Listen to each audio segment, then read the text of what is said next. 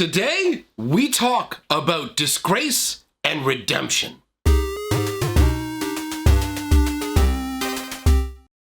Greetings, owners of fine luxury cardboard rectangles, and welcome to today's discussion, which involves specifically Feather from War of the Spark. That's the spoiler card we're going to be talking about. We're going to talk about from starting out disgraced to the final redemption. Some people know who Feather is and is really excited to find, and are, I should say, really excited to see her on her own card finally. And some of you have no idea who Feather is. Feather is a character who's actually been around for a while. Originally, we saw her journeying around with Agris Kos. She had her wings bound. So basically, they bound her wings so she wouldn't be able to fly. And she was placed with the League of Wojek. Now, we never get to find out why this happened. This is still a part of her story that will probably forever remain shrouded in magic history. We will never know exactly why Feather was basically dishonored, what she did to put herself in this state of disgrace. We know what she did to redeem herself, and we're going to go over that to make sure that we're all on the same page and understand what Feather is. Before we take a look at the card, let's talk about angels specifically on Ravnica, how they came to be. So Ravnica has the Guild Pact. Currently, it's in the living form of Jace, but originally the Guild Pact started with the leaders of 10 different guilds called the Parents. So the Parent of the the Boros Guild is Razia. That's where I tripped up instead of saying Ravnica. Razia was the first angel, essentially, with equivalent powers of basically a demigod. She's a massively powerful angel, and she was the head of the entire Boros Guild, sometimes taking to the field to wipe people out, but a lot of the time just directing from behind the lines, saying here, she's a real power in her own way. But she's just where the story starts. She was one of the original 10 people signing the Guild Pact overall, and all of the angels that exist on Ravnica, at least in terms of the Boros, are all descended from her. She created them as copies. It's almost like a biblical sort of thing, where it's like Razia begat Feather, and Feather begat Aurelia. That's how it actually works. Razia created copies of herself. And that's what all the Fire Main Angels are. For those of you who don't know, the Fire Main Angels are the topmost, the upper echelon of angels on Ravnica. They are the top tier angels, specifically in the Boros Guild. They are made in Razia's own image. So Feather is a copy of Razia. Now, these copies all have their own personalities. They're not identical copies, so they don't have the same power and toughness, the exact same abilities, but they all descend from Razia, just creating replications of herself, essentially. So this is how Feather came to be. We know that. We don't know what she did to get kicked out of the Parhelion, now they have the Parhelion 2, but the Parhelion 1 was where the angels resided. That's where all the Boros angels would be hanging out. She got kicked out. Her wings were bound to her side until essentially they determined that her service, it's like she's doing the community service version for angels. So after the events of the Decamillennial, and for those of you who don't know what happened there, Sadik, the leader of the Dimir at the time, tried to completely upset the Guild Pact, throw it all akimbo, and take over all of Ravnica for himself. Now, Agris Kos and some others managed to thwart this from happening. After the Decamillennial happened, Kos freed Feather's wings, and she disappeared. She went looking for the Parhelion, which we still don't know if she found. I don't believe that she did. We have the Parhelion 2 now. So she was gone from the storyline until Agris Kos passed away. At that point, she sensed it because she had such a strong connection to him, and she returned. She was there for his funeral services, but then disappeared for a while, just kind of whatever. And then she submitted herself for arrest. She came back and said, okay, you can place me under arrest for dereliction of duty.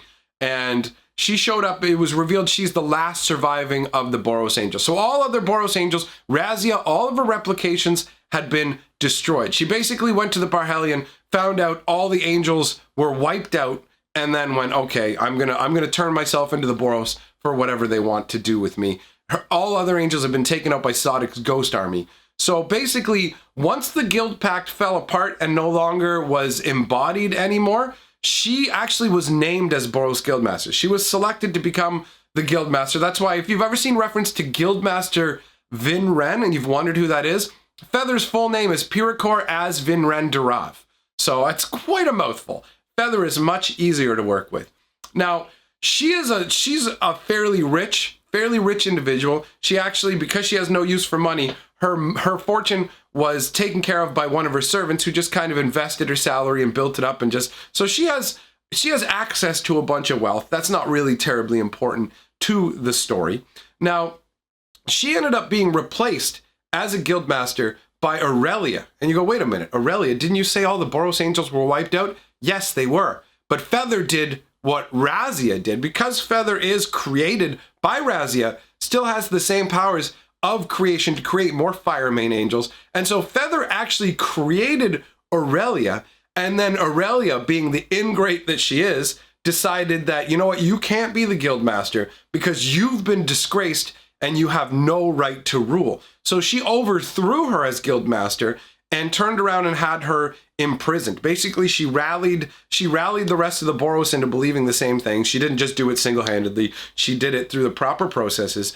And Feather actually ended up imprisoned. And we touched on this when we talked about the Krenko video. Krenko is actually the one who was sent in by Lazov to steal one of Feather's feathers. And while in the process of doing that, Krenko actually managed to free Feather because it was the only way for him to acquire one of her feathers. So Feather ended up being freed during that raid and during the events of War of the Spark, which we don't fully know yet. Haven't got my hands on the novel. I'm still waiting for it. And no other major story chunks have been presented by Wizards of the Coast to let us know what's happened with Feather. So at this point, we know she's been redeemed. And she's allowed to fry. She's allowed to fry with Aurelia's firemen. You're allowed to make bacon, Feather. No, she was allowed to fly with Aurelia's firemains. So she is represented in the card Feather the Redeemed. Now this card is very, very solid. 2 white and 1 red for a 3/4 flyer. So already 3 mana for a 3/4 flyer is pretty sweet. Back in the days of like the Saren dibs, you'd have to take a damage every turn to get something that nice. So this is pretty high up on the power curve to me. But the ability on her is what's really impressive. Whenever you cast an instant or sorcery spell that targets a creature you control, exile that card instead of putting it into your graveyard as it resolves. If you do, return it to your hand at the beginning of the next end step. That's a potent ability. We're going to talk more about her ability in a moment. Let's take a look at the artwork. You can see her here flying in. I like the way the art's done where it looks like she's right in front of the sun. So the sun is kind of highlighting that opening in the back of her wings, giving her more of that descending from the heavens angelic feel. You can see flights of angels in the background. She is in the foreground coming in as she's probably very happy to be accepted again. I don't know. I imagine, considering that she submitted herself for Boros justice before, that she is okay with accepting whatever ruling. You can actually see in the background, you can see the Parhelion 2 back off in the distance, the gigantic flying skyship that all the angels launch themselves from. You can see her flying over the spires of Ravnica. Overall, this is some pretty awesome artwork. It's very aggressive. She's actually mentioned in the flavor text of another card as well that we have seen. I don't know if you guys have seen this card specifically yet, so we'll also quickly spoil this one for you. And that's Sunblade Angel. 6 mana for a 3/3 flying first strike vigilance lifelink. That's a hefty suite of abilities. That's a nice angel there. And you can see this angel with her massive wings furled around her with the blade held out in front of her, ready to do battle. And the way that Ravnica, like she's kind of like arching up, like she's facing someone who's higher in the sky than she is. And you can see behind her a really nice layout of Ravnica with all the spires. This is really nice artwork. Now, where Feather comes in is in the flavor text. And it says, at Feather's command, squadrons of battle angels swarmed out of the Parhelion 2, unsheathing blades made of molten dawn. Blades made of molten dawn! How cool is that? Liquid sunfire blades! I absolutely love the concept behind that. And I like the way that the flavor text kind of actually basically almost could easily be applied on the Feather card itself if there were room for it. Obviously, with the wordiness of her ability, there's no room for that flavor text. But you can see the Parhelion, you can see angels flying on out. Now, admittedly, it doesn't really feel like a swarm because you can only really see about 5, maybe 7 angels, depending on how much you squint at it. Maybe 8. Oh, wait, no, never mind. There's actually 4. There's like 4 more tucked down in between her other wings. There's more on here than I thought. There's at least a dozen angels in this picture.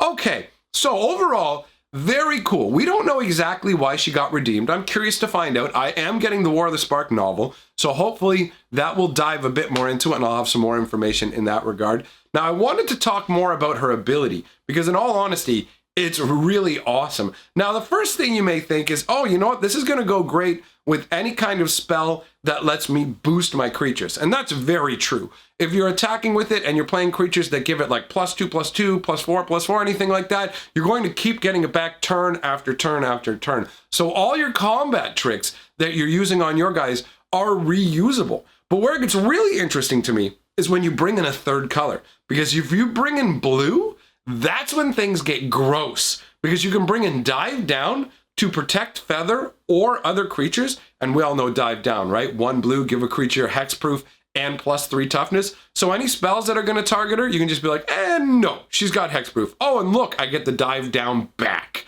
So basically, you get it back at the end of the turn. So you'll already have the Dive Down back by the time your opponent's ready to respond, and you can cast the Dive Down on their turn too, because this isn't even limited to your own turn. Which brings in another gross thing you can do with blue when you're playing with Feather, and that's Essence Capture. Now, this one's tricky, because Essence Capture is a counter spell that counters creature spells. And you go, wait, how am I supposed to use this with Feather? Well, that's where the second part of Essence Capture comes in, right? Because for 2 blue, you get to counter target creature spell, but also put a +1/+1 counter on up to 1 target creature you control. So you can literally target one of your guys to grow with this, counter one of your opponent's creature spells, and get it back in your hand at the end of the turn. It seems so gross. And that's just off the top of my head kind of stuff with what's kicking around in Standard. Who knows what kind of awesome things. This one actually kind of sets my brewing brain afire. There are some cards that come out that make me actually want to build decks with them, and Feather feels like one of them. Maybe when she comes out, we'll toy around with her on Arena and see what we can do. But either way, this is a great character. I love the mystery of like, why was she disgraced? And I love from disgraced to redeemed in the entirety of her whole arc, aside from why she was disgraced. She wanted to serve the Boros, right? She just wanted to serve her guild. She accepted having her wings bound and fighting alongside Agris Kos. And then when she went off to find the rest of the angels and found that they had been wiped out, she comes back and accepts the judgment of the Boros. She doesn't hold any grudges and agrees to take over the leadership of the Boros and become the guildmaster. And even when she's deposed and Aurelia takes over, when she's given the opportunity to fight for Ravnica, to fight for the people and do what's right, she steps right up and brings her powers to the forefront. So for me, Feather is an absolutely fantastic character. Guildmaster Vinren has been given what I think is a fantastic card. Now, for me, that's really all I have to say about it. I do have a new 6-color of magic clip, so we're going to show that now.